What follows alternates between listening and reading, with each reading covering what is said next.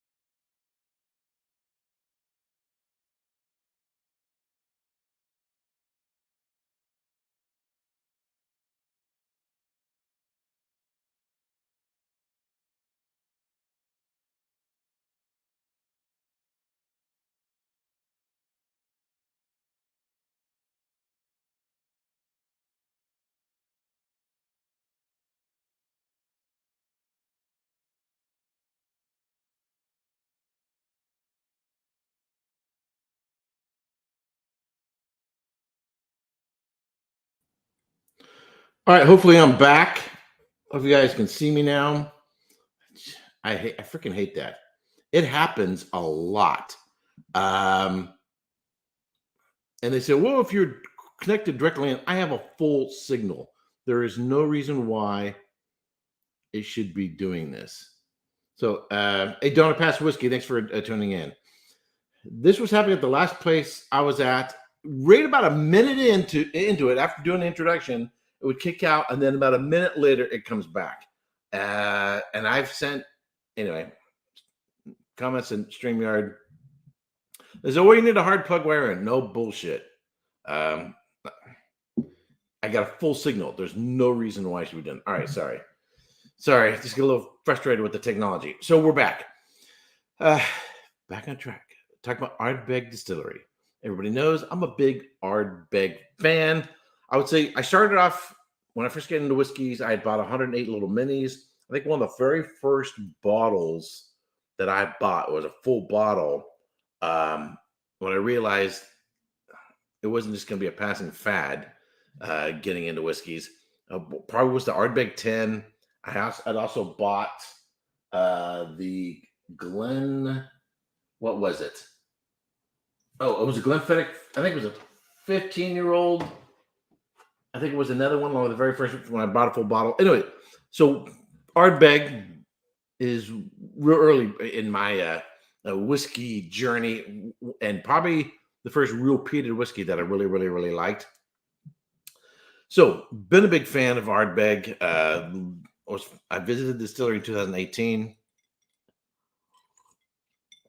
I used to have Ardbeg behind me. It was part of the scenery in the background.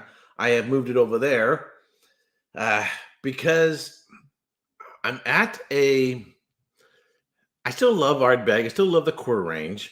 I love the three whiskeys that I recommended. The in my video I put up this week, the 10, the Ugudol, and the Corvricken. I like the NO. The 5 is okay. The Wheat Beastie is all right. But it's a little youthful. But of the core range, the best whiskey overall is the Ardbeg Dark Cove. If you can find one now, they're probably at least $800, maybe $1,000 or more. And I think ever since Dark Cove came out, those of us who are big Ardbeg fans, we've been chasing after that experience. Hey, Dustin, after we do the quiz, I'll put a Destin. If you want to come on, hop on after the quiz, give me your 2 cents on Ardbeg. I'll put a link down below, and you can jump in if you want to jump in. I was actually thinking about sending out a just if you feel like it. I was thinking about contacting you and see if you want to come on to discuss Ardbeg. So I'm still a big fan of Ardbeg, of these core range whiskeys. However, and I'll get more into this after the quiz, I don't know, maybe it's just I'm just perceiving something that was always there, or if they're taking a different direction, or if there's been a slight slip in their approach in marketing and everything else, and the quality of the whiskeys. Or maybe it's not just a slip, it's sort of a slight erosion due to a number of different factors. One, and I don't know, I don't have any hard statistics on this.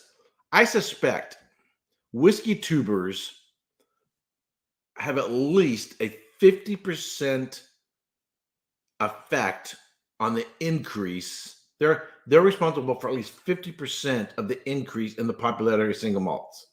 I don't have any hard facts. I don't have any hard statistics on that. Just my perception. Chris Obe, thanks for the $10. Every time a bell rings, an angel gets his wings. All right. Every time a Glencairn rings, an angel gets his wings. I'm only pour myself a little bit.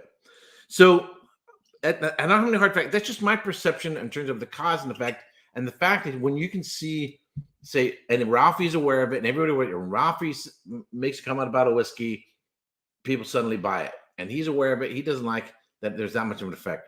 The fact that, in the OSWA, last year's the OSWAs, the Online Scotch Whisky Awards, Ralphie and Roy Aquavite were concerned about the effect that the OSWA was going to have, and they were sort of promoting those who would not immediately jack up the prices. The fact that we're awareness and taking those sort of steps means that we're definitely whiskey, and I'm going to say collectively WhiskeyTubers. I've had a lot of people tell me they have bought whiskeys because of what I've said. I have bought whiskeys based on what others have said. I know I've bought a few that Scott over at Scotch Systems have recommended. There's been whiskeys here and there that I bought based on recommendation of my fellow WhiskeyTubers. So I know we're having an effect. I don't have hard stats as to how much, but I'm going to guess I'll go conservatively 50%. The problem is, man, this smells nice. The problem is, so this is what I'm drinking. This is the Ardbeg Black Committee release, 50.7% alcohol by volume. It was finished in New Zealand Pinot Noir cask. I know Dustin's not the biggest fan of this one. I like it more than he does. Here's the thing. Let's, for the sake of argument, let's say we are having 50% increase in sales. So WhiskeyTubers, they talk about some whiskey. Because we're basically almost like marketers. Even though we were paying for the whiskey, we're not being paid by anybody. When we give a thumbs up on a whiskey, we're basically giving free advertising. What would cost thousands and thousands and thousands and thousands of dollars to put into a magazine or something like that in times past, we are giving for free to producers. And there's a lot of people who won't do negative reviews. So which means if a WhiskeyTuber reviews it or talks about it, it's only going to be good news. All right.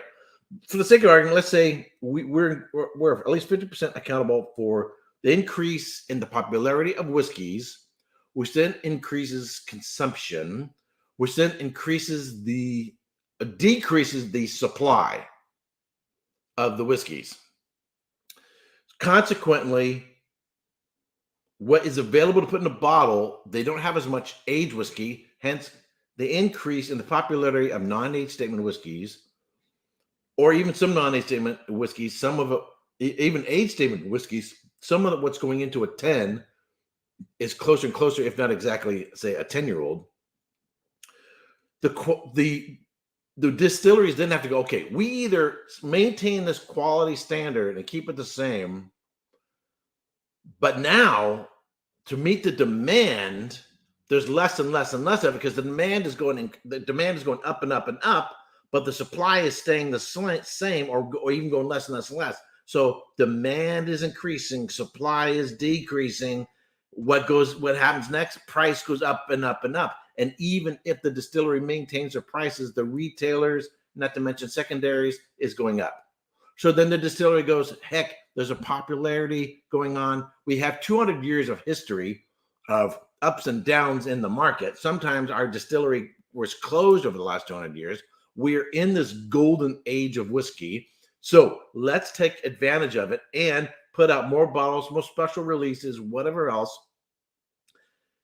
And consequently, maybe we're not as, even if it's maintaining age savings, 10 years, 12 years, whatever, but maybe we're not being as selective in our casks.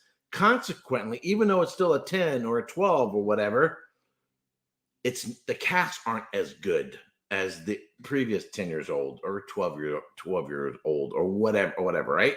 All right. That's just the way it goes. And then what happens is we remember the 10-year to 12-year-old from years back. And now what we're getting now, because they're not as being as selective in the cask, we're getting lesser bottles. And what are we doing now? We're getting these 10 to 12 years old. And now we're complaining, oh, this isn't as good as it used to be. And we start bitching about the distillery, or we complain about the marketing department and everything else that's going on. Well, who, at least a certain percentage, is contributing to the problem? It's the whiskey department. It's WhiskeyTubers, the unpaid marketing department. It's the WhiskeyTubers. We are causing the increase in demand, decrease in supply, and the increase in price. I'm not saying we're the only ones, but we are at least, and I'm talking mostly about single malts and bourbons, right? 90% of Scotch whiskey production is blends. WhiskeyTubers, sometimes we do. I'm gonna take a sip.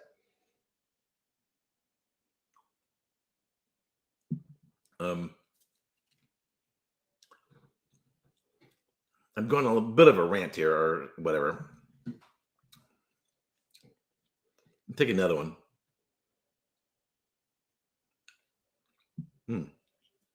This is very different than from memory.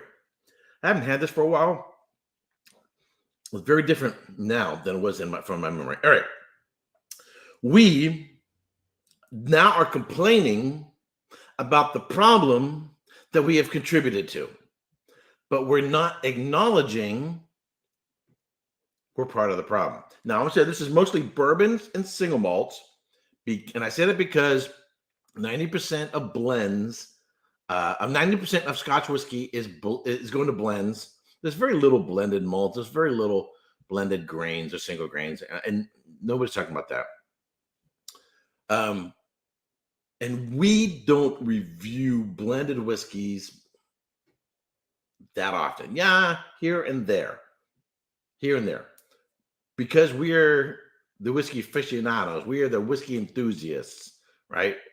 We tend to gravitate towards the single malts, and we gravitate or bourbons. So now, if you watch the bourbon channels, you know this is the buzz. They're talking about this a lot. They're talking about this. Erik is becoming Ralphie. No, I've had people compare me to Ralphie. We're both older in terms of chronological age, but not really. So, and I'm not the only one talking about this. Rob, Whiskey in the Six, and Jeremy, Sipper Social Club, have been talking about this, and they mentioned Ardbeg recently. Ralphie talked about Ardbeg.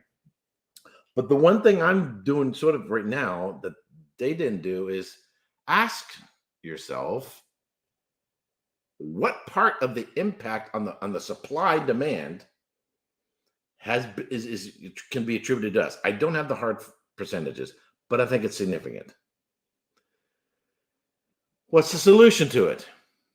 If we say, don't start putting in inferior casks, if we say that, then it's going to be less supply, which is going to increase price. We're going to bitch about that. Okay. Or even more so on the secondary market.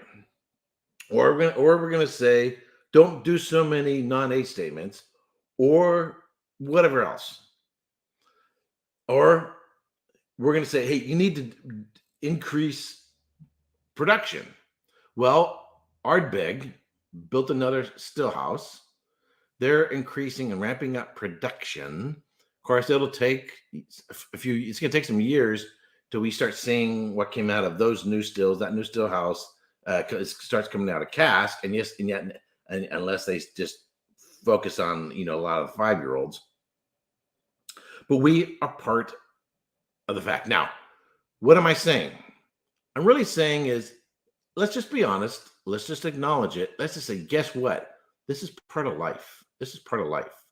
When everybody is consuming a particular product, whether it's trees, chopping down trees, right, or whiskey, unless you can plant trees as fast as you can chop them down, you're going to have a problem. There isn't now. We don't have a shortage of trees now, but there have been in the past those times in which certain types of woods and certain types of trees, there was a shortage. And so they would start planting a 1-for-1, right? So early California history, chopping the shit down out of trees, particularly the redwoods, in order to build. And eventually we started going, hey, we need to start doing some replanting. There is a cask shortage on the bourbon side due to the increase in demand. I think we're going to see, and this is just, I'm not a prognosticator. I think we're seeing an increase in demand and production, particularly in Kentucky for bourbons. I think they are acquiring the cash they're going to need. They're going to sit on them. And I think there's going to be a shift. Again, this is just my perception of eventually the inventory of Kentucky bourbons is going to be such that they've got more than what is demand by the market.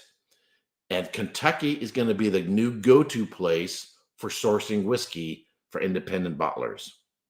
MGP is not going to be the king on the market. It's going to shift more towards Kentucky because MGP is bottling some of their own stuff. And it's a little harder for independent bottlers to get MGP. I think Kentucky's going to be the next place. And I think they're going to have an availability in the very near future for independent bottlers to get a source from there. Scotland, we have distilleries popping up, but the demand and increase in production and new distilleries popping up. The focus is on craft distilleries. Hold on, I'm taking a sip. So it's smoky. It's interwoven smoke. Again, this is me just now approaching this.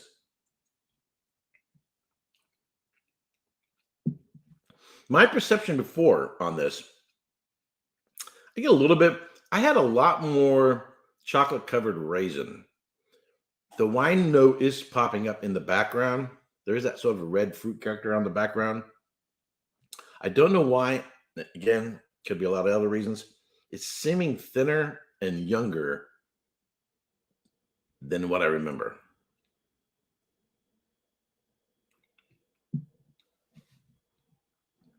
Could be me, could be the whiskey, could be the mood. I haven't had lunch. It's seeming thinner, younger, and the red fruit character is popping in the background. Smoke is nicely interwoven. I was much more. I'm just thinking in terms of when I reviewed it. I was much more impressed with it. Again, it might be my own because I'm revved up.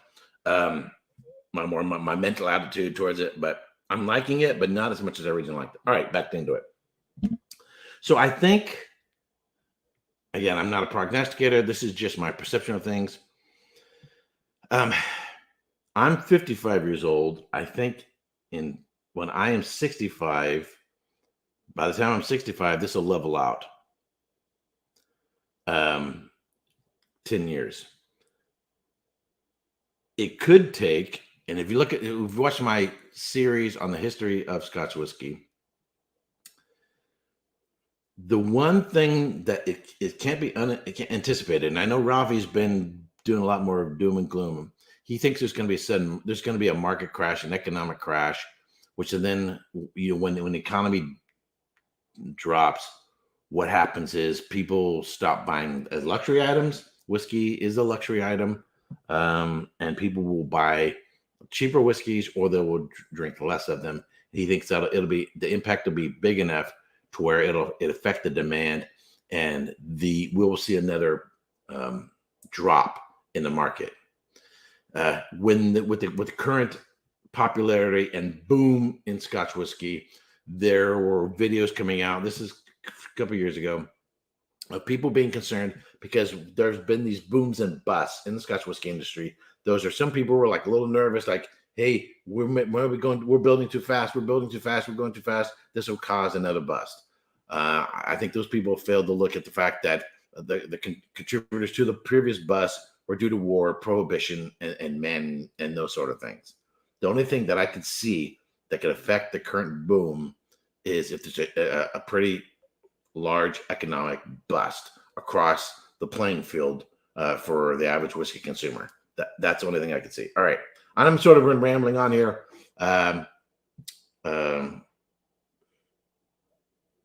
Anyway, about that. That's my 2 cents on that. There is another thing I want to talk about, Ardbeg, and it has to do with another release coming up. But I want to run through the quiz. I think I have 8 questions. Yeah, Dustin says, yeah. He says it's thin and younger. Yeah, I don't know if you're just repeating what I said, but that's sort of the way I'm sort of perceiving this right now. Hold on. Anyway, but I know whiskeys, when you open them, they can kind of have some variations in time at the time in which they've been open. And that's just what's coming across right now. Hold on.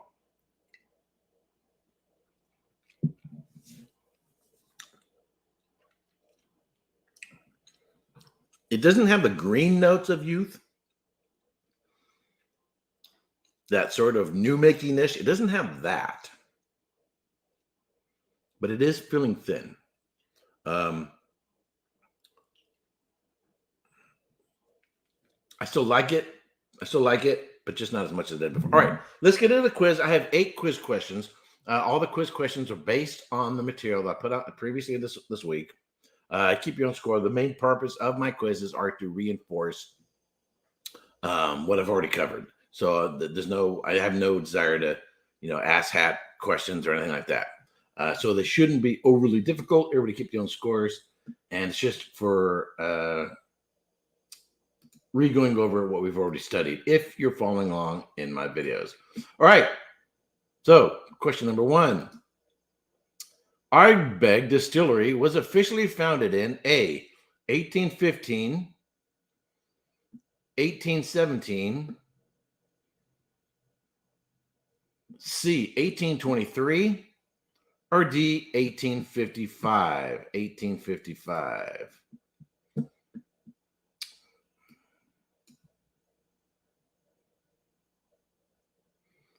Tom Belcher says A.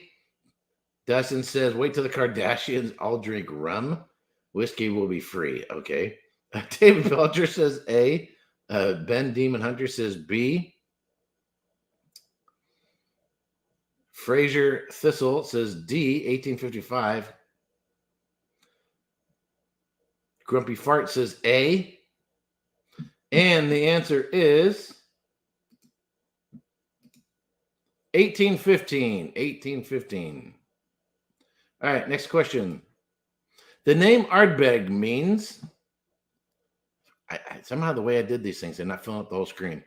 The name Ardbeg means a violent whirlpool, B, a promontory, C, a peat bog, or D, nobody knows. It was invented by the marketing department.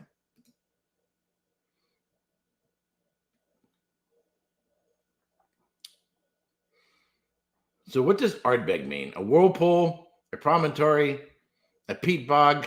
Nobody knows. It was invented by the marketing department. In case you don't know what a promontory is a piece of land sticking out from jutting out. Dustin says either B or D. I'm going with B. Frazier says C. All right, and the answer is a promontory. A promontory. I didn't know what a promontory was until I was preparing my video. All righty. Next question. Question 3. Ardbeg Distillery's closest neighbors are, so this is about geography, blank and blank distilleries. Who are the closest neighbors? Bunnahabhain and Kalila? B. Bowmore and Kilchoman? C. Bruichladdich and Ardnahoe? Or D. Lagavulin and Laphroaig? Lagavulin and Laphroaig.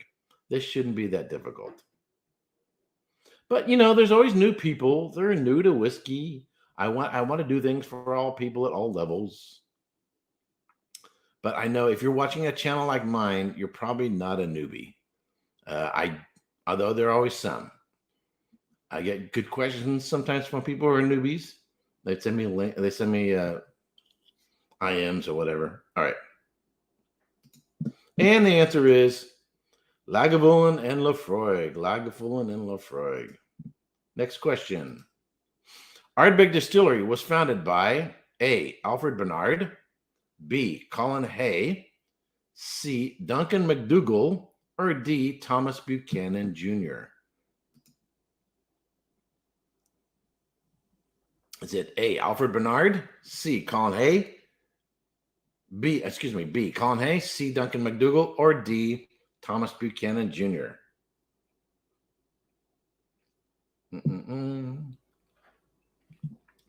Anthony says C. Fraser says C. He says that sounds like an island name. It does sound Scottish, but Colin is also a very Scottish name. Dustin says C. The Whiskey Friend. Hey, how you doing, man? He says, hey, buddy, it never stops, fella. Whiskey Friend says C. All right. And the answer is C. So Alfred Bernard was an author of a book, and he toured around. And he wrote a book on whiskey, and so that's what Alfred Bernard. Colin Hay was a second-generation owner of Ardbeg. His son, Colin Elliott Hay, followed him. Duncan McDougall, of course, is the founder, and Thomas Buchanan was a financial backer out of Glasgow. That when Colin Hay was running the distillery, Thomas Buchanan was a financial backer. All right. Next. Oops, I already did that one. Sorry. Question 4. I just did that one. Sorry. All right. Ardbeg previously had a neighboring distillery named what, but it no longer exists.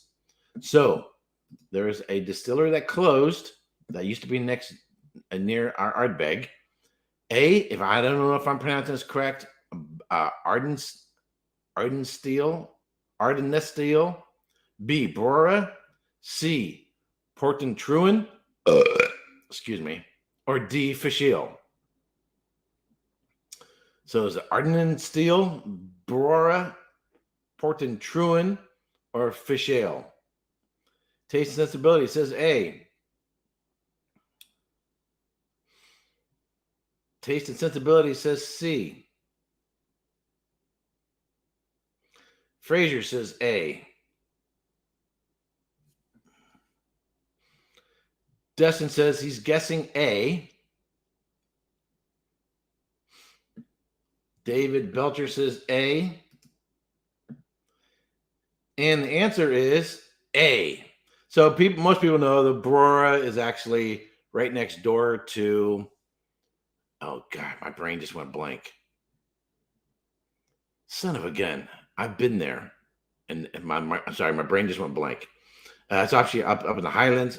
Portentruin is going to be a new distillery on Islay. So that's a distillery that hasn't been built yet. And of course, Fishel is is what they call the festival of the island. Come on, my brain I hate it when my brain does this, when it goes blank. Klein Leash. Yeah. Whiskey Friend. Yeah, Klein Leash. So Brewer is right next door to Klein Leash. And it's being rebuilt as well, being brought back to life. And the funny thing is, so I've been to Klein Leash and just my brain went blank. It happens when you get older.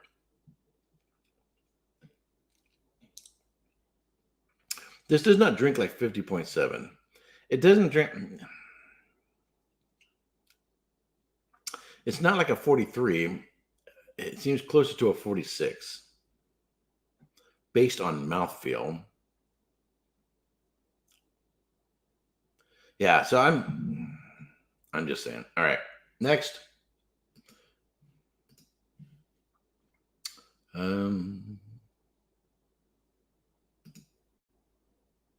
Ardbeg Distillery sources its water from Loch Ness, B, Loch Gorm, C, Loch Corryvreckan, or D, Loch Ugadal. These aren't meant to be super difficult. Difficult enough so that the newbie learns something. Ben Demon Hunter says D, Loch Ugadal. There is a Loch Gorm on the island. I will tell you that. But it's somebody else who produces a whiskey called Loch Gorm, named after a loch on the island. That is Loch Ugadal. So Loch Gorm, where did I put it? Here we go. So there is a Loch Gorm, but that is Kilchoman. And that's a heavy sherry cask. Loch Gorm. Very, very, very nice whiskey. Of course, Loch Ness is near Inverness, if I recall correctly. Next. Ardbeg Distillery had limited production from 1989 to 1996. In 1997, it was bought by Who and reopened by Who. It was bought by Diageo and reopened by Mickey Heads. It was bought by Hiram Walker and Sons and reopened by Hiram Walker and Sons. C, it was bought by Glenmorangie and reopened by Ed Dodson. Or it was bought by LVMH and opened by Bill Lumsden.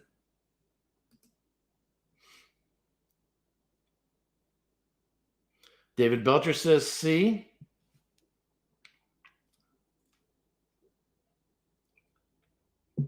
Ben Demon Hunter says C. Dustin says C. So you should like my quizzes because they're easier. Jose Campos says B. Fraser says C. And the answer is Glenmorangie and Ed Dodson. So Mickey Heads is in the history of Ardbeg. He retired 2 years ago, and they did a special bottling, a 13-year-old after him called Ardbeg. Hiram Walker was a part owner of Ardbeg at one time. All right, but it was bought by Glenmorangie PLC and opened by Ed Dodson. Alrighty, I think we're getting pretty close. I think this is our last question, if I recall. I think it's our last question. Today, Ardbeg Distillery is owned by A, Remy Cointreau, who also produces a cognac.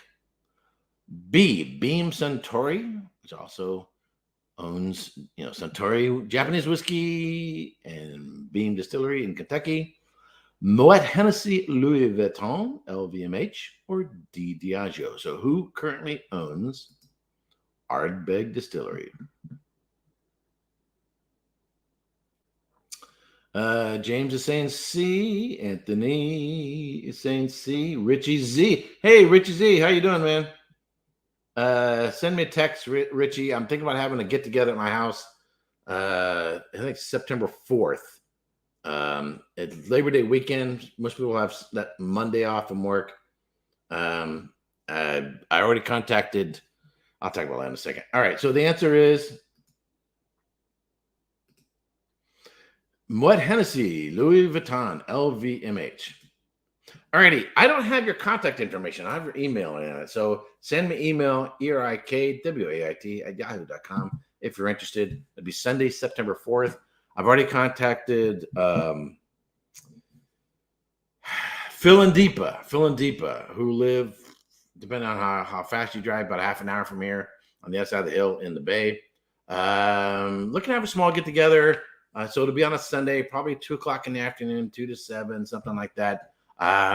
Everything I have here will be available. People can bring stuff. So I'm looking to have a whiskey get together. I put a notice in my Facebook group, but I haven't sent out emails. I need to send an email.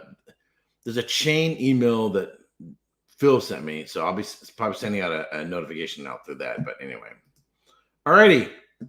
I'll get hold of you. Cool. I'd love to have everybody over. I think it'd be a lot of fun. The one thing you have to keep in mind is this is a tourist town. It'll be Labor Day weekend. Traffic can be a little, a little busy. Even on a regular weekend during summertime, it can be a little busy. Alrighty, let me get a link here. Dustin, let me know. Do you want? It says party at Eric's, free whiskey, but a grand fight, but a few grand for a flight. No. Anyway, let me see if I can get an invite thing here. Copy that to the clipboard. So Dustin, if you are willing, give me a thumbs up or something. Let me know. I'll hop on. Okay, there you go. And Richie Z, if you want to, you can hop on. Alan, if you're still watching, you can hop on as well. And there is the link. I will pin it. Oops.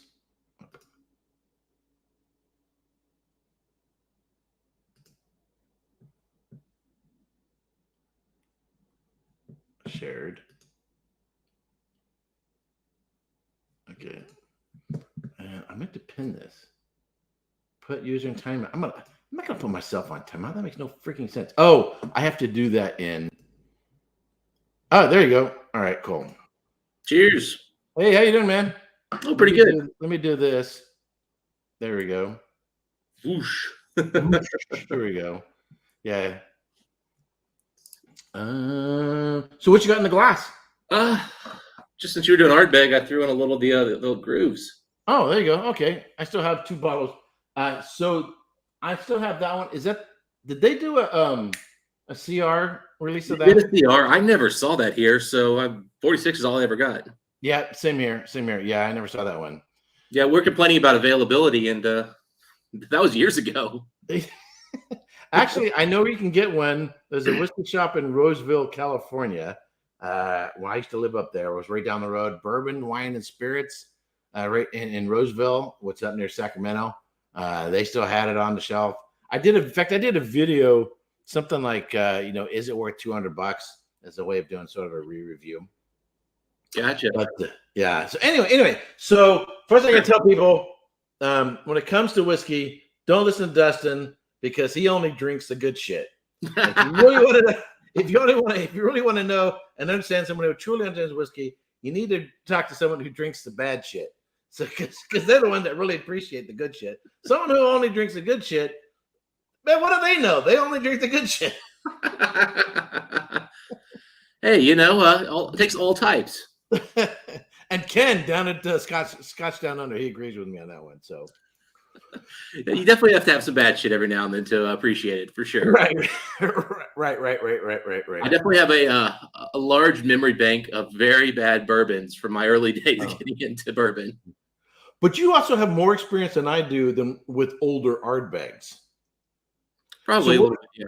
So what are some of the older Ardbegs you have, maybe still have in your collection or that you've had experience with? So the only one I still have is the 25-year-old, unless you count the 19s. I have the first 2 releases of 19. I've had the whole 20-something collection. So that was a 21, a 22, and a 23.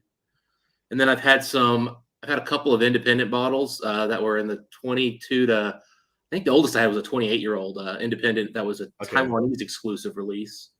And then I did get a small sample of one of the Lord of the Isles at one point. Oh, so I've had Lord of the Isles. In fact, they had a they had a bottle of it at the vault down there in Austin, and I finished it. Nice. I can't remember which one it was now, but I mean, it was like maybe it was a 17-year-old that was like 40%. I mean, it was really good, but it didn't wow.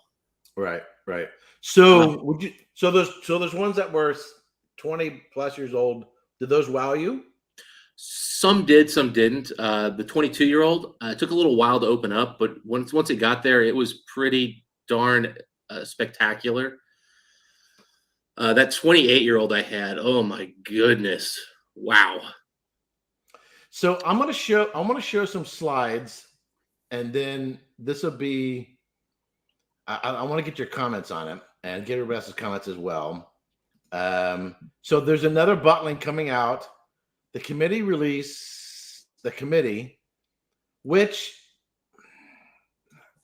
I mean, it seems to me the committee was originally a way to people can become a member of it, and they can maybe get some special access. Now it isn't. Now it's just you're notified as to what the hell's coming out in the market, and you may or may not ever be able to get into it. You are not getting put ahead of the line and to get a bottle of it ahead of the general market. It really doesn't mean anything. It just means now you're part of their email group. Am I right, you think? Well, for in the U.S., it's always been that way, but I thought in the U.K. they had a little bit of a better deal. Am I wrong? Okay. I could be wrong about that. I know in the States for sure we've never gotten any deal, but I thought in the UK, at least at one point, you kind of got some, dibs. So have you heard about this one? The heavy vapors.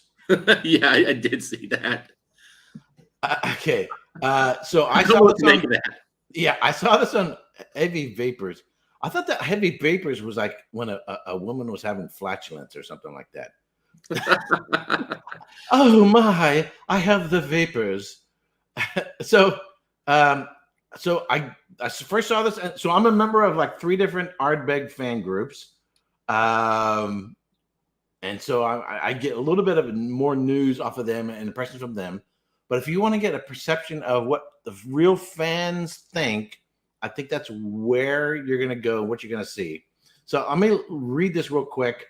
Ardbeg is back with what looks to be another committee release special, this time titled, this is a comment of the guy who posted this. What, pray tell, might be the story this time? Parsing through the label, we're told the following. The front label reads, pungent earthiness fills the lungs, aromatic clouds of darkest chocolate and sharp peppermint. Okay, you know where peppermint comes from. It's a youthfulness and a spirit. Ascend, aniseed, and powdery cinnamon billow. You have to take some sort of freaking poetry class to, come up with this shit. While the tang of menthol and peppermint, for me, those are flags for youth and spirit. With the purifier gone, who will restore the balance? So, if we remember the fermentation, that was because of basically the prolonged fermentation due to an accident, something going wrong in the distillery. Well, apparently something went wrong with the purifier. We're told that one will be bottled at 50.2 and another at 46. The back label continues with more context. Something weird is going down at the distillery. The purifier, responsible for Ardbeg's exalted balance, is missing, and this whiskey is the consequence. Heavy vapors has risen, making this dram the most full-blown Ardbeg ever. Interplanetary Detective Agent 46 arrives at the distillery determined to save Ardbeg as we know it. Can she restore the balance? Take a deep breath, then a sip. Okay. All right. So I'm going to also show some in a second here. I'll show what some of the comments are. But before I show the comments from the group, okay, the head's shaking. Oh, that's so bad. Yeah. So apparently Ardbeg has just constantly been having everything break, and it happened in such large quantities they were able to do large global releases every time it happened. Right. So the thing is, shit happens. I get that. I interned at 3 wineries. There are some of the challenges we ran into. I'm gonna grab some. This is the first Trayvon 19-year-old. Okay. Is it the red one? The little thing here will be red. Or is it green? I can't remember. Oh, it's green. It's okay, green. We got the same one. Then I must have brought the first one out then. So, shit happens, and so you have to make adjustments. Wine is probably a little bit more unpredictable because it's the way it's affected by the climate and the weather and so forth. One of the challenges you can have is a super hot summer, which you had for several years. Normally, what you want is first, if you do multiple different varietals, your Sauvignon Blanc, which ripens earlier, and then your Chardonnay, and then your lighter reds like Pinot Noir or Gamay, and then Merlot, then Cabernet Sauvignon, then Zinfandel comes in late. And so you want them to come in, like this, and so you have them going through the fermentation and into the cask and so forth in a nice incremental way. But if you have a real hot summer, heat spikes, all of a sudden everything's freaking ripe and all your grapes are coming at the same time. You're like, oh shit, where are we going to put them all? So then you're putting them on ice. You can have stuck fermentations in wine, particularly if you're using native yeasts. You can have a stuck fermentation. If you don't know, particularly newer vineyards, if you don't know the nature of the yeast out in the field, one of the wineries I worked at, I asked him, hey, have you ever had a stuck fermentation? And the winemaker, Marcus Nigley, he told me in like 50 years, they had maybe one stuck fermentation due to native yeast. But other than that, it really wasn't an issue. But anyway, you can have different types of spoilage, such as Brettanomyces, so things can go wrong, but you learn in the industry, you have to make adjustments. There's funguses and whatever else you have to deal with. It's a live liquid. Right. Yeah. And or in California, a bunch of freaking heat, smoke impact, right?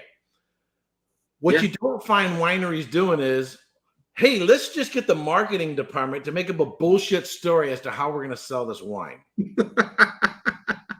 That doesn't happen. I haven't heard breweries doing the same thing either. And I know they've got a similar process. They deal with stuff goes bad. Right. They refund you when you get a sour beer that's not supposed to be sour. Yeah. They screwed up. Oops.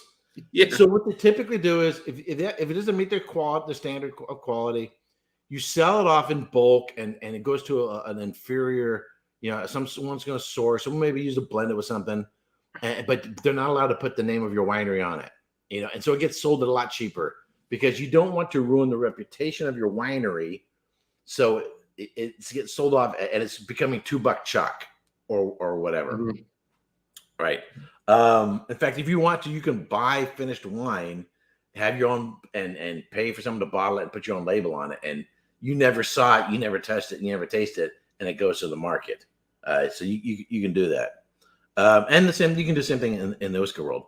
But what I don't see in the wine world is people making up bullshit stories to sell an inferior product, because you're going to, this is not rocket science. You're going to ruin your reputation. Yeah. Your reputation. You ruin your brand. And so not only are you not putting your name on it, you're not selling it for $200. Yeah, they're charging a premium. Hey, we have a shitty version of our whiskey, but it's the only time you're ever going to get to try it. So $200. Sorry, I'm checking my pulse, checking my blood pressure. I think it's going up just a little bit. Yeah, no. That's where I'm just losing my mind with Ardbeg. It's like, if they would price the whiskeys for what they are, I don't think there'd be nearly the backlash. And look, I know there's a secondary market for it and all that. Yeah. Although I don't know about where you're at, Eric, but I'm not seeing Ardbeg sell as fast as it used to. Hard to tell. I'm more aware of what I purchase and what other WhiskeyTubers purchase than the sort of the general market. I can only and what I see here in social media. I'm just thinking, like, I can actually go buy Ardcore right now. Yep. I can still go get the 46% of was it Scorched? Yep. Still on the shelves. Yep. Hardcore committee release was not a hard one to get if I wanted it. Yep. Passed because I didn't need it. Yep. Permutation, I knew exactly where I could get it for days. Yep. Yep. I never got grooves. And that's because the word's getting around. And I think it's partly, and word gets around via Facebook, other social networking channels, but also because of WhiskeyTubers is, people are going, I mean, you watch Bill Lumsden's talk about fermutation and then go watch the Whiskey Crusaders. Crusaders. I've seen Matt drink some of the most rot gut shit in the world and then come up with notes he liked and he couldn't drink fermentation. Like, oh my God. Yeah, if people want to know what fermentation is, particularly you can even turn the volume off. Just watch Matt's expressions on his face. Just watch the expressions on their face. That alone said enough. Yeah, I got a message from Matt the night he filmed that with Will, and he just, you had this yet? And I was like, man, I'm out. I don't buy Ardbeg special releases anymore. I just yeah. They turned me off, and he was like, man, this is the worst yet. I was like, oh, that's sad. Because I've just been of the opinion that they were just overpriced, with the exception of I hated drum. I disliked black.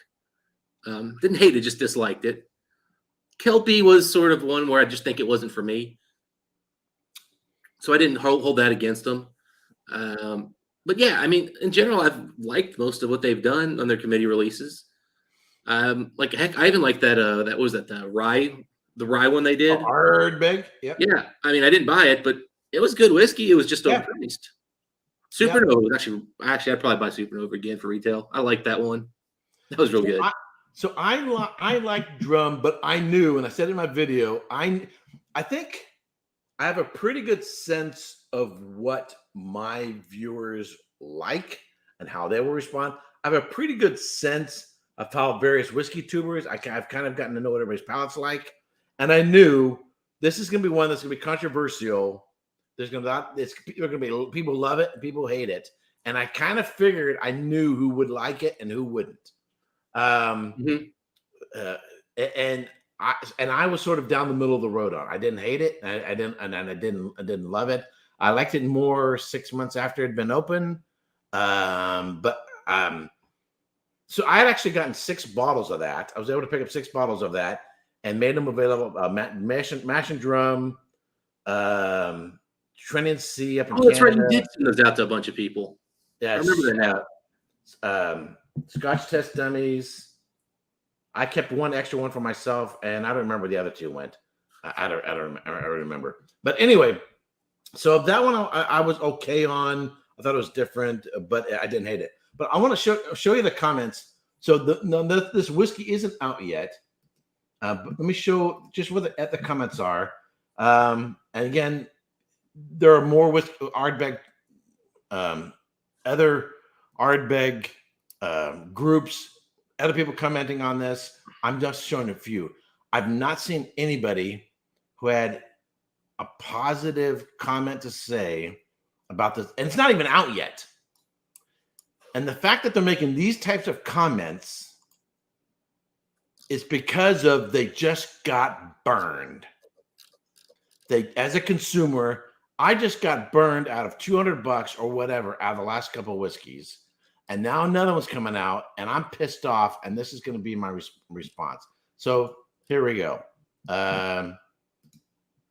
Continuing on with the interplanetary Detective 46 arrives at the distillery, determined to save Ardbeg as we know it. Can she restore the balance? Take a deep breath, then a sip. So the guy pushes, what can we expect from this new expression? Who knows? The labels say a lot, at the same time, very little. Also, who was the person asking this improbable question regarding Ardbeg's purifier? You know, air travels back and you can go outside and do stuff, right? Well, we'll wait to find out more. Now, here's some of the comments. I like this one. Someone posted a picture. That's, in case people don't recognize it, that's Fonzie from Happy Days. And Jump with the shark. Yeah, jump with the shark. jump with the shark. And I don't know if people in Europe or the UK ever saw Happy Days. It was a show I watched when I was growing up as a kid. But they probably saw it in like the late 2000s. Oh, really? Okay. No, I'm joking, but it's like those jokes always gets to Europe or other places after it comes here. Right. It's what's worked in its way into our vocabulary when something has gone too far or over the top. Basically, long story short, the show was winding down. It wasn't getting the views. It wasn't getting the ratings it once had.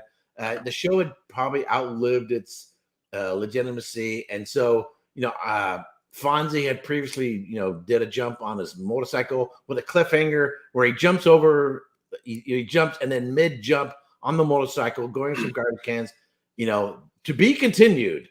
And then the next week you find out what happens to Fonzie as he goes up the garbage cans. So then it's to sort of get people's expression, get people to watch, I guess. They had Fonzie jumping over sharks during a trip to California. All right, so that's ridiculous. All right, so that's where, if you ever hear the term jump in the shark, that's where it comes from. Okay, this guy, Alex, I don't know him. He says, I sense unpeated Ardbeg again. Patrick says, ridiculous. Darren Wilson, so there's no exalted balance. Hold on, let me bring up the next one.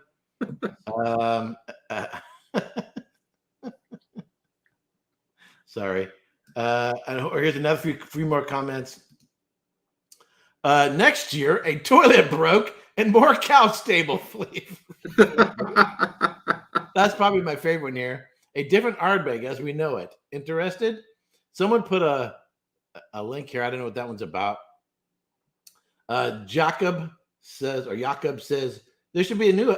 They should hire a new Mr. Handy. First, the fermentation goes wrong, and we got fermentation, and now the purifier is missing. So Mr. Handy, I guess, is our fix-it guy.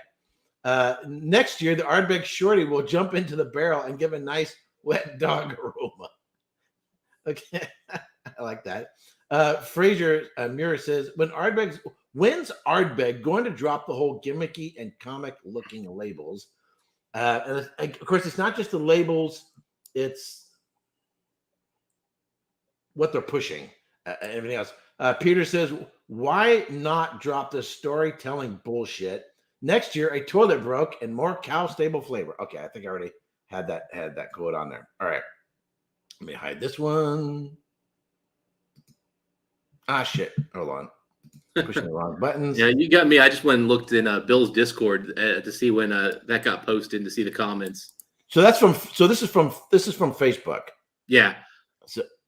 And I literally said one of the first comments was, "That's a joke, right? That's not a real whiskey." And so now it's really goes, "It looks like Fortnite whiskey," which is that video game the kids are playing. I'm like, right. Then a big discussion came into well, hey, all the smart money's on crypto and Tesla vaporware.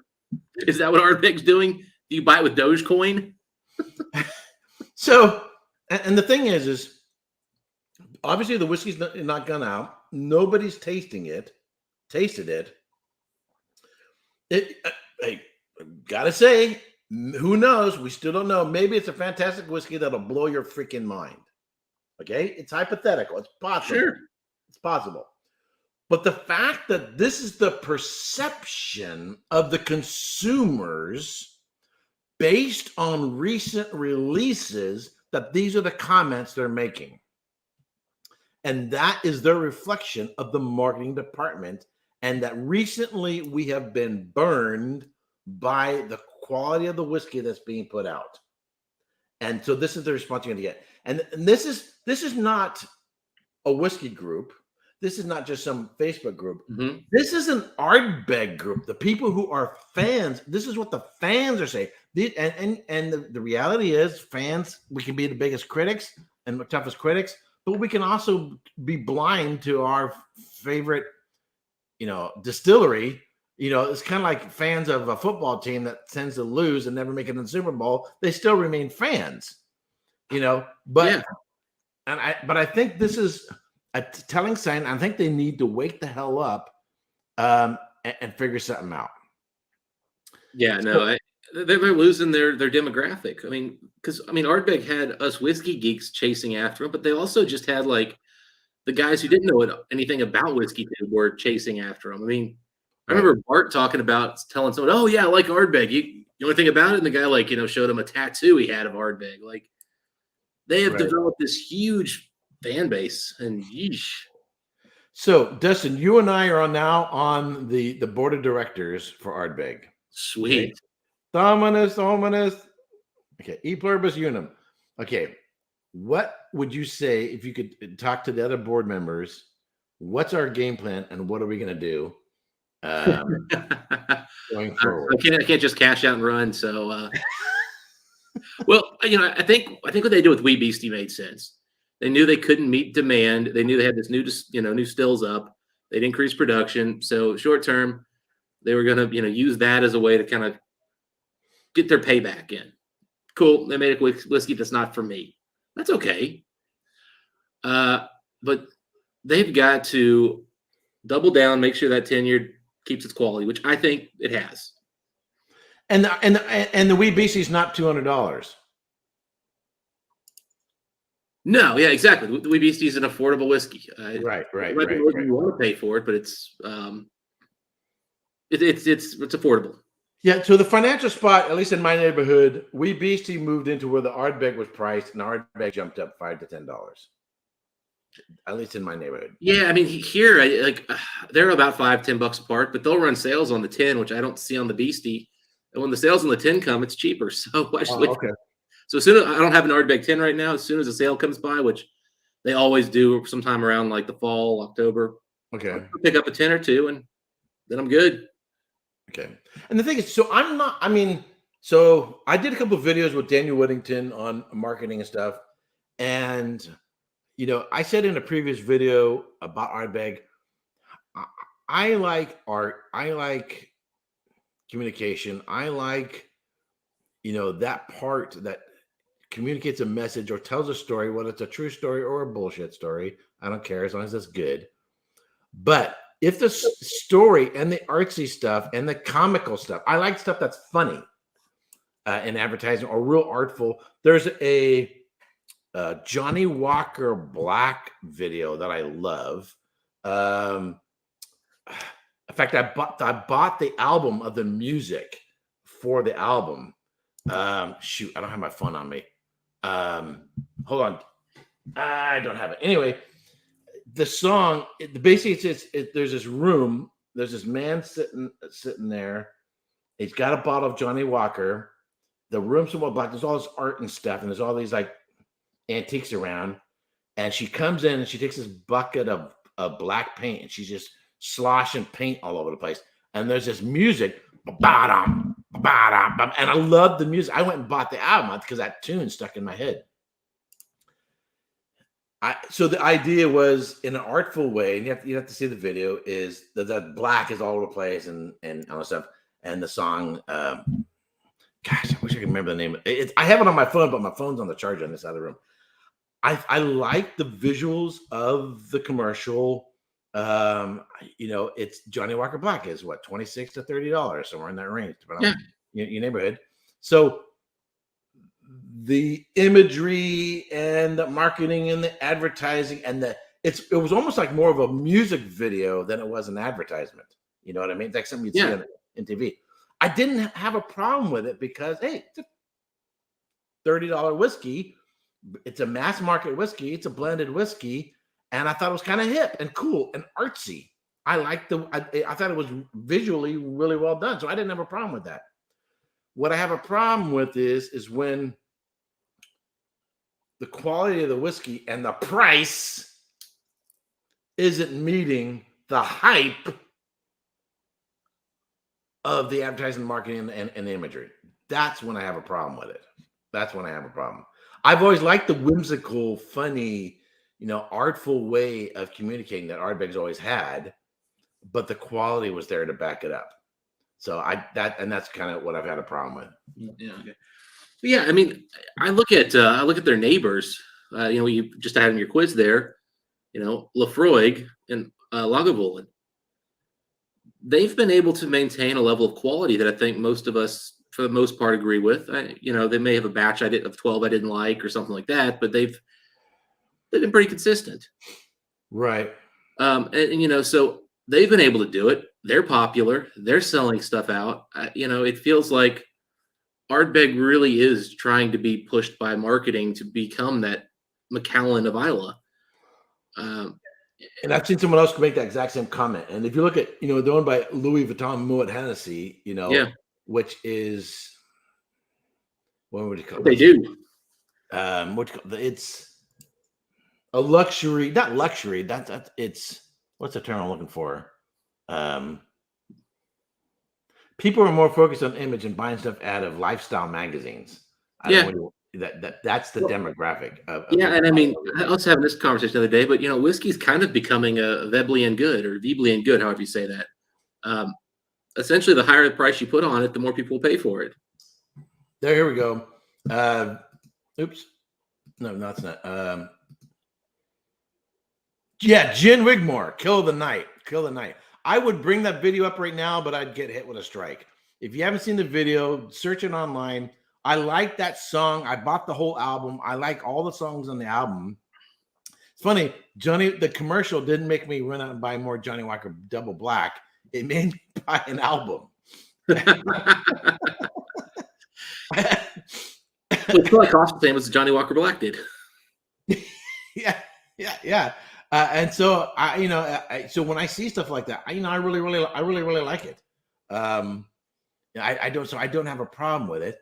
In the video I did with Daniel Whittington, we did 2 videos. One was on marketing, and the other one was on telling the story of whiskey.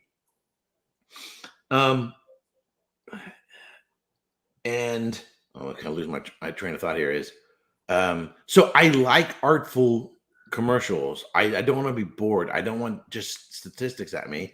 Hey, look, you got to have commercials in order to make a product known. You can make a great whiskey, but unless you have something that is making it known, it'll just sit there on the shelf. And you can say, well, Springbank doesn't commercials. Yes, it does. It's called WhiskeyTubers. They make a lot like whiskey too. I mean, it's a different game when you are low production. Right. Yeah, true. And yes, we have definitely been pushing Springbank, and we are a giant cause for their growth. Yep. And now the shortage. Yeah, I don't know if we're as big a factor in the shortage on Ardbeg because they're just such a bigger distillery, but Springbank, we got to own that one. Yeah. Like, I don't know. I mean, I could be wrong. Maybe we are a bigger factor for even, Ardbeg, but they're big enough where I don't know if we could have done that. I know we could have done Springbank. I'm pretty sure we did. So if I was on the board, I could give my 2 cents, and I seriously doubt they would ever see this, let alone even if they did see it, even listen to me. I would say, okay, let's get some balance here. I'm not saying doing away with funny commercials and advertising and fancy labels and the art on the labels. I'm not saying that at all. If you look at Compass Box, the quality of the art on the labels, and you're free to disagree with me, is comparable to the quality of the whiskeys. Do you agree, disagree? Might be better than the whiskey, but I mean, God, that's a high bar to set. I mean, their art is amazing. Yeah. They're doing cool stuff. And it's not like it's expensive for them to do some of that either. Like, right. I know they've got an art house that does it, but they're not, it's not like you're getting the board cube over here, like it's just a nice label with like, maybe a box. Lower your shield. Resistance is futile. Resistance is futile. You will be assimilated. Anyway. So I'm not saying doing all the artsy stuff and the imaginative marketing and the videos. I did a video on the history of committee releases, and I shared a lot of the commercials that they've done over the years, and I really like them. One of my favorites is the one they did for the Galileo, and with the cartoon missiles going off into outer space. I thought that one was really, really well done. Yeah, it's a marketing stick. Okay, so they had some little samples go up into, whatever. They sent PlayStation. You're not getting any of that in your bottle. Okay, I get it. It's they took advantage of the opportunity of, bringing some that brought attention to the whiskey. I got it, but I have a bottle of the Galileo. I like it. It was good whiskey. I don't have any more, but it was good. Right. I actually managed to pick one up at a decent price. I think it was just someone missed it.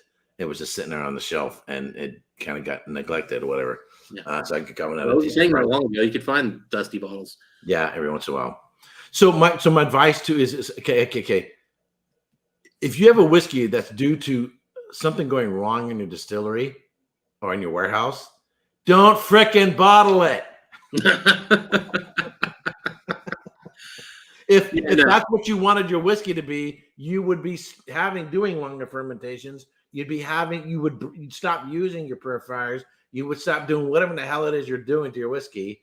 Just because your toilet breaks in it or whatever, a dog drops into the fermentation tank, whatever, don't frickin' use it. I'm sorry. Go back to an independent bottler. Don't put your name on it. I agree. And don't put your name. If you want to sell it off to an independent bottler and they can, whatever, but no one's going to want the shit. And even and for shits and giggles, even if you want to say, you know what, here's an interesting experiment. We're going to sell for $40 or whatever. We wouldn't choose to make a whiskey like that. I'm just saying. When I reviewed the fermentation, I thought from an academic standpoint, it was something interesting. Something I want to encourage experimentation to try different things. And what would happen if we did this? What would happen if we did that? And if you visit distilleries, you'll see in the warehouse some casks that will never go to market as they're experimenting with different things. Long before rum, you could no, it wasn't rum. It was not tequila, but smoky tequila. Mezcal. Long before mezcal was legitimate, you could do it. They were aging things in mezcal as at experimental level. So I'm not saying do away with the experimentation, but let's bring the advertising bullshit in check. And if Bill Lumsden's the only guy who's smelling and tasting your whiskey and giving the videos on it, maybe you need to find somebody else outside your circle. You'd be a little bit more objective about it. The guy knows more about whiskey than I do. I mean, he is Dr. Bill Lumsden and working in the industry and so forth, and on a Ardbeg, also Glenmorangie. But I lost a lot of respect for him after seeing the video and him talking about fermentation. I just can't believe I can't listen to it anymore on anything. I'm sorry. I just think it's bullshit. I did like the Anoa commercial. Oh yeah, it had some humor to it. Yeah, it was funny. It was a little quirky, and I mean, okay. Yeah, and then they did the roller coaster, which actually came out before I was into Ardbeg, but that advertisement was done well, Yeah, so, I mean, I don't mind marketing and advertising as long as it doesn't impact the whiskey's quality, and as long as they're not just. I mean, if you're just putting out an absolute garbage product, don't do that. I mean, even if I think Drum was crap, my problem again with Drum was it was $50 Ardbeg, $60 Ardbeg. It wasn't $100 plus Ardbeg, and that's really where I'm. Yeah. Like, and again, Lafroig, they're still putting out the cartridges. Those are really good. So put the mini release on it, and you can charge $200. And they're charging less than $100 on most of those. I mean, it's like, come on, Ardbeg.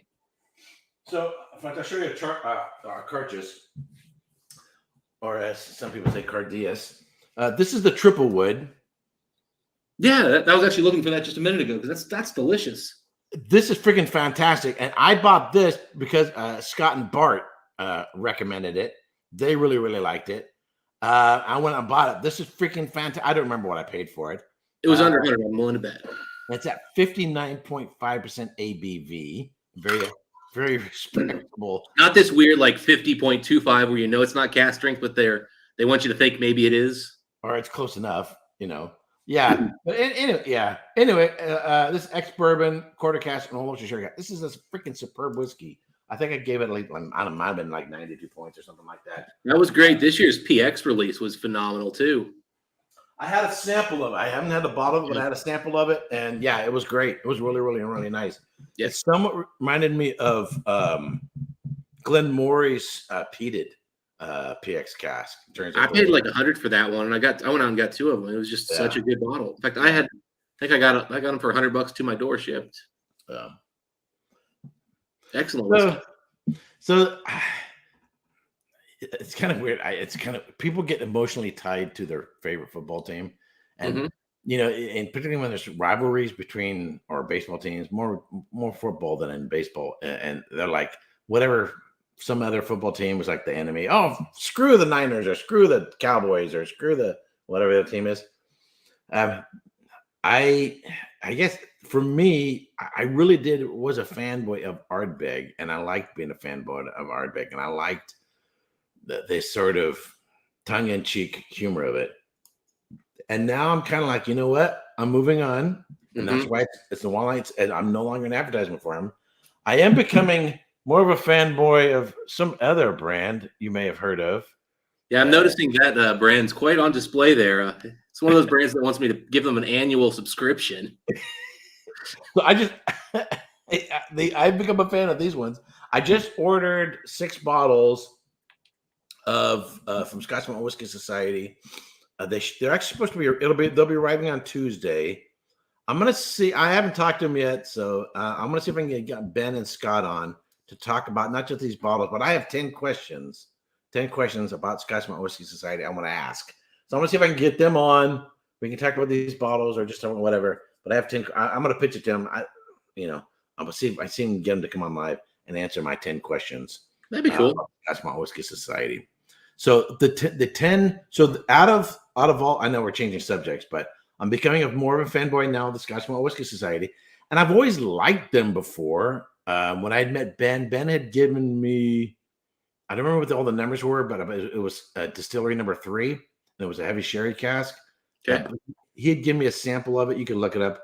He gave me a sample of it, and I did a video on the sample he gave me. It was freaking fantastic.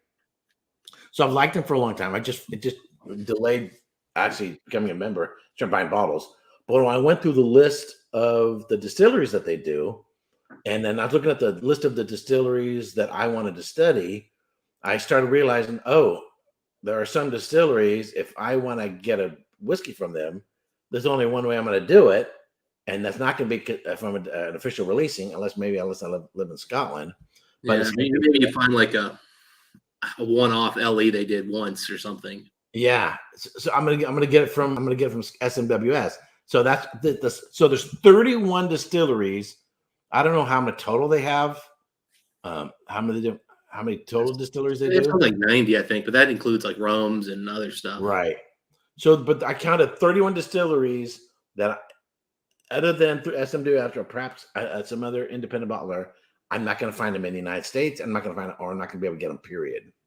So I wrote down. I have a list of them, and when they become available through SMWS, I'm going to buy a bottle, and then I'll do the history production like I do on my other videos to talk about the distillery in that particular portion of it. So. I think I told you maybe like 2 years ago, I was really focusing on independence, and I went out and just bought every Cadenhead that was sitting around anywhere near me. And we had a lot at the time. We don't have much of any left these days, but yeah, I mean, that's how I've gotten to try a lot of stuff. I don't see a lot of Cadenheads around here. I have a Cadenhead that I picked up. It was literally, in fact, it still has dust on it. You run your finger around the top and then, hold on, where is it? Run your finger around the top, and then your finger has a gray, smudge on it. Where in the hell did I put that thing? I don't know. I don't know where everything is now that I moved everything. But anyway, it was a blended malt. Interesting. It's an old label labeled a pure malt. Shit, where did I put this thing? Excuse me. Keep me entertained as I wander. Oh, here we go. Yeah. Here we go. It's an okay whiskey. Yeah, it's a. This is Cadenhead's classic Highland pure malt. Of course, we know that label's not legal anymore. 50% ABV. That is old. And yeah. you can see the. Yeah, I can see it all right. You can see the schmutz up here. It's up. You can see the schmutz on there. So yeah, you'll have to run that underwater or something. I get a couple of Q-tips or something like that. Alcohol and Q-tips or something. that tells you how long it had been sitting there before I picked it. It was the only one they had, and the guy actually when I bought it, he gave me a funny look. Yeah, that's like I went into a store once and they had the old 15-year Balvenie, the single barrels that were finished in bourbon or aged in bourbon, not sherry. And I bought 7 of them. And the guy's looking at me like, those have been here for like 8 years. Yeah. Yeah, some weirdo comes in and buys them. Is there something we should know? Someone just bought all these. Well, they had like a whole thing behind them, which was like all these like dusty bourbons. They were charging triple, quadruple what they should be, Right. Museum of bourbon. And I'm just walking out of there with all these scotches. And I was like, yeah, man, can't get these anymore. He goes, yeah, I know that. He's like, but didn't think anybody would want to just drop $700 in one moment. So the Trayvon. So I bought one. My impression of it is I can see the relationship between this and the 10-year-old in terms of the general profile, but it seems lighter, more elegant, more refined. But the general, and you can disagree with me if you want, the general profile is similar to Ardbeg, but you can tell his maturity is there. Yeah, I mean, there is some sherry in that you don't get in is there? Yeah. If you do them side by side, I think you'll pick up the sherry. Okay. I'm not really getting it. When I think of sherry, I think of something more than what I'm getting on this one. 10-20% maybe. So I like it. I don't remember what I paid. It might have been $175, maybe $200. Did you buy it in the US or did you buy it in the UK? No, I bought it here, but I had a friend I was getting whiskeys from, a retailer. Okay, because $300 was MSRP on that one. Holy shit. I did not pay $300. No, I paid like between $100 and $200, and I got it from someone who owns a couple stores. Yeah, MSRP was $3 on that one, and the new one I think is like $350 now. No, I didn't pay no freaking. I could be wrong. I'll go back and check my notes, but I don't think I paid $300. But I'll go back and check. That was MSRP. Wow. So yeah, so I still have I can still get whiskeys from him if I want to. In fact, he had contacted me and wanted to know if I wanted the hardcore, and I told him I'm a little butt hurt over Ardbeg. Ardbeg hasn't been delivering. Yeah. So, and yeah, so in this current study, I don't choose the distilleries.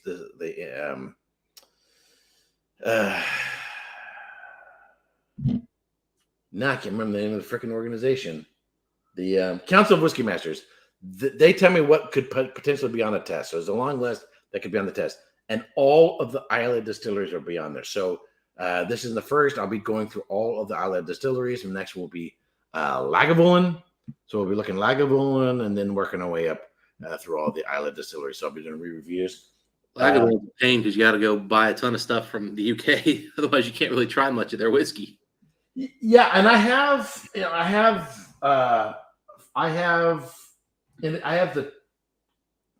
11, I have the 12, 16, the Jazz, the Fishkill, and the Distillery Edition. So, in fact, last night, I met it at 3 o'clock this morning. We were 3 o'clock this morning. I was on.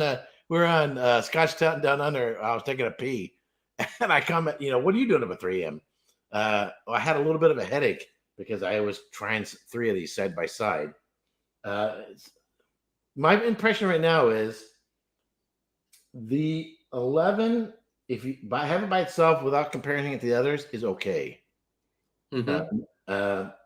The 12 is nice with the extra oomph, but even though it's only at 43%, the 16-year-old is really nice. I'm kind of surprised. I've never reviewed the 16-year-old, and that's sort of the flagship. I have been liking the 16. I'm already at halfway down the bottle. I'm liking it a lot more than what I was expecting at something at only 43%. Lagavulin really does well with sherry casks. That really is their wheelhouse, and it really is where their high-end bottles and their legendary bottles are all heavy sherry casks. Okay. So, like, if you ever go out and you get a hold of the 25-year-old, it's a sherry bomb. And how much? These days, if you can find one for $2,500, you're doing well. Maybe $3,000. Wow. They came out at $1,800 in the States, and they were Mike bought a bunch of them on discount and on sale a couple years ago, but now the word's out. People started opening those bottles, and they're right. So the 16-year-old, and I guess they can vary a little bit from really different releases, but I'm really liking it. It's a grab and pour and drink without having to fuss with it. I think, and I'm really it exceeds my expectations. At only 43 ABV and probably unshuffled, I don't know, and probably colored. The things we're not supposed to like, and yet it still delivers, and I like it. Have you had it next to the distiller edition yet? I have this. This is the distillery team. That's an animal. Which is not available. This is from the distiller. This is at 54.1% ABV. I actually brought back 2 of these. I gave one to Scott and Bart, and they did a video on it. Yeah. But no, I mean the distiller edition, which is available here in the States that you can get. I didn't know. I don't think I've ever had that one or heard of it. So it's a regular release. Most of the Diageos, they have what they call the distillery edition, like Oban. Yeah. The Lagavulin one shouldn't be impossible to get. It should be something you can probably find. They're usually about a 20% premium in price over the 16, but market's gotten crazy. Right. Those, they use a higher proportion of first fill, I believe, PX sherry. Right. And it's pretty good. So my only thing is right now, my real estate and shelf space is limited. I have the 8 and the 11 and the 12 and the 16 and 2 Jazz and 2 Fish Ales and the Distillers edition. Lagavulin has a lot of real estate on my shelf. Just go take that 11 year and give it to a homeless guy and put the Distillers edition there in its place. Yeah. Actually, probably one of the Jazzes I'll probably giving away or take it to an event to share with people. So it's an okay whiskey. I mean, that's the problem with those limited releases is some of them are hitters and some aren't. Yeah, I mean, it's okay. It's a good whiskey, but whatever. Sometimes they taste like, oh, great, I paid triple for a 12-year-old. So also coming up in this series, the Bunnahabhain. I have the Bunnahabhain 12 cask strength. Oh, cool. Yeah, that's spoiler alert. It'll be probably in my top 10 for this year at the end of the year. Freaking fantastic, unfreaking believable. Nice. It's one of those whiskeys you have to kind of hide it and hope you forget about it because you're going to be so tempted to just drink it and drink it and drink it and just kill it real quick. And it'll be. It hasn't made it to the States yet, has it? Pardon? Yeah, I got it here. Did you really? Okay. Yeah, I got it here. Freaking awesome whiskey. So I would say in terms of Islay distilleries, I was always a fan of Bunnahabhain anyway. Bunnahabhain is now, in terms of Islay distilleries, is now taking the place of where Ardbeg used to be in terms of what I really, really like. And they also going with the one-off releases and going a little wacky there. But not the Fino, the Manzanilla cask was excellent. I've got 2 bottles of that. The Palo Contado, it's insanely expensive. I got 2 of them, but it was my whiskey of the year for last year. But just insanely good whiskey, insanely expensive. Well, they'll bankrupt if you try to buy every one of their fish ale releases every year. Yeah. The only distillery, I'm like, how many fish ales did you all release? Yeah. But there's going to come a point. It's going to come a point where because I would like to do a video on every distillery that produces a whiskey, even if I have to go through through independent bottlers in order to do them, just for academic purposes. I've been to 40 distilleries. Not all of them are open to the public. I would eventually like to have been to all of them that are open to the public. But I hopefully also making connections. In fact, I was recently talking to someone over in Scotland, and I'm not going to say who it was. And it's right now, it's still, a distant plan. They may be able to set up for me to go visit distilleries, to go visit. So, but anyway, that's down the road. Put on a police uniform and just kind of like go and knock on the door and be like, hey guys, I need to do a quick inspection. So explain to me how this do right here. And where are you sourcing your grain? Yeah, like an inspector. Yeah, I'll be a tax sizeman. What do they call them? Tex Eisman or whatever. Whatever the person is going in, like charge them taxes. So Richie says, Eric, how about what I consider the best Islay distillery, Bruichladdich? Yeah, I have a high respect for Bruichladdich in their approach and philosophy of production. I would say that, and I like their whiskeys. In fact, I have one that I'll be reviewing in this series, and it's the Islay Barley. It'll be this one, and I've already dipped into it, and I really like that. This one. Which release is that? This is the 2012, 50% ABV. My perception of this, it has. I don't know how to. It has a pristineness and clarity and precision to it, and a sort of a. I'm trying to write verbs, adjectives. A certain purity to it. I don't know how else to say it. Like it hasn't been overly fucked with, I guess. For me, I always say that those are just exceptionally clean malt. Yes. My guess is very narrow cuts. Yes. Yet they still maintain that that local barley thing, which is just awesome. Right. Yeah. And it's 15% ABV. So what Waterford is going to try to become Bruichladdich with that release already is. Once they decide to use one cask type instead of 652. Well, we'll save that for another discussion when I do another Irish study. So. Yeah, I mean, Mike and I put one of those Port Charlottes next to an Octomore, and one of us took the Octomore, and one of us took the Port Charlotte, and we were both close. Yeah, and the Port Charlotte is a lot. I mean, excuse me, and the Octomore is a lot more expensive. Yeah, and it's got the fancier bottling. It has that sort of a little bit higher proof. Yeah. This is the 8.1. I think I've got some in it. Yeah, that's what I have. I probably have that much still in it. This is the 8.1. I'm sure I paid $200 for it when I got it. Close to it, probably. Yeah. Yeah.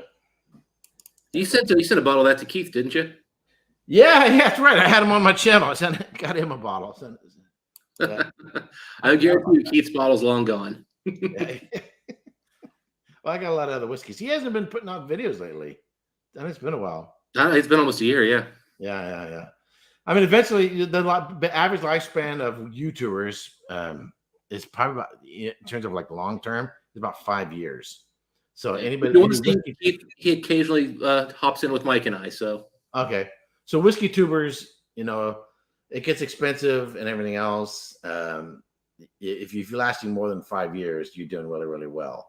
But Bourbon Insane, a lot of others, they eventually. Yeah.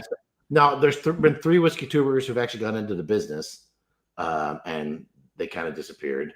But you can see it's not they've left whiskey; they're just like, to be in the business and continue doing WhiskeyTuber. It's just a bit of a challenge, or they may even have constraints. Talking about other brands other than the one that they work for. Yeah, that's the biggest problem I think they run into. Yeah. So anyhow, we've been on for an hour and a half, and I'm going to wrap it up. So this week, the video will be coming out on Lagavulin, and next Saturday we'll be talking about Lagavulin Distillery. Dustin, thank you very much for tuning in. Dustin, hold on, let me see if I can do it. Put a link to because you have a channel. Yeah, I'll throw that in there. Sure. So you're a mod, aren't you? Yeah. Okay, then you can do it, and I don't have to do it. Yep, I'll make your life easier. Thank you very much. There you go, guys. So if you weren't subscribed, it'll probably take a second to pop in there. There you go. So if you want to hear about whiskeys you'll never find and can't afford, but actually fantastic. Hey, when you get your annual bonus and you want to buy that one bottle, that's what you're there for. So check it out. That's why it's called top shelf, not bottom shelf. Exactly. Exactly. So we do every now and then touch on a few things a little more obtainable. So everybody check that out. I'll put it up here just so people can see that. Everybody watching on the replay, and later on, I will put this actually in the description down below so people can check y'all out. Hey, I want to thank you for coming on.